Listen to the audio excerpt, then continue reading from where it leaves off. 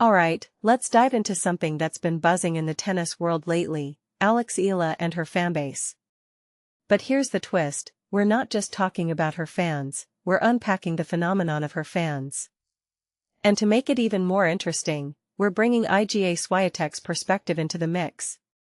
So, buckle up, because this isn't just about tennis, it's about culture, fandom, and what it means for the sport. Here's the hook, Alex Eala's fans are loud. Like, stadium shaking, opponent distracting, can't ignore them loud. And personally, I think that's what makes this story so fascinating.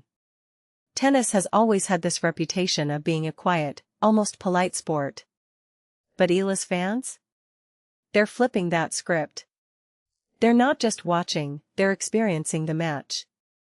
And that sparked a debate, are they good for tennis, or do they need to tone it down?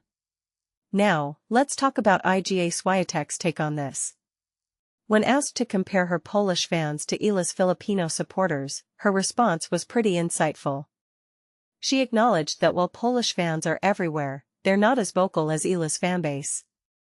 And here's where it gets interesting, Swiatek didn't criticize the noise. Instead, she highlighted the support Eala gets, saying, "That's great because she gets that support."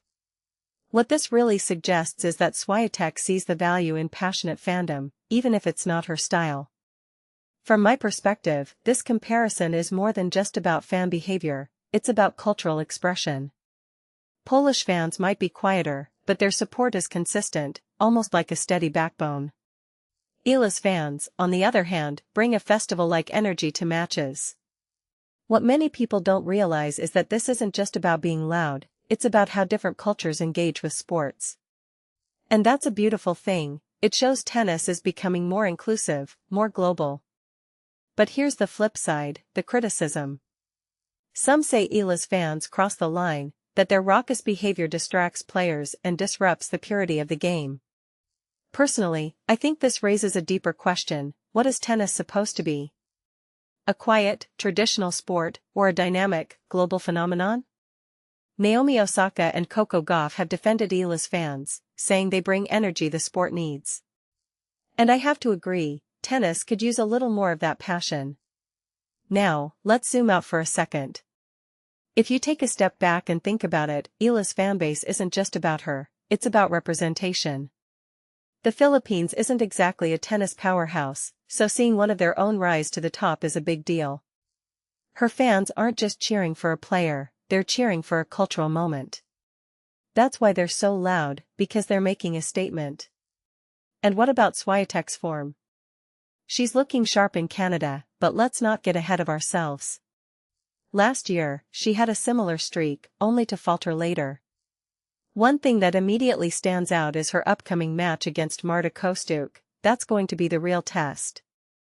But here's my take, Swiatek's ability to stay focused amidst all the noise, both on and off the court, is what makes her a champion. So, where does this leave us?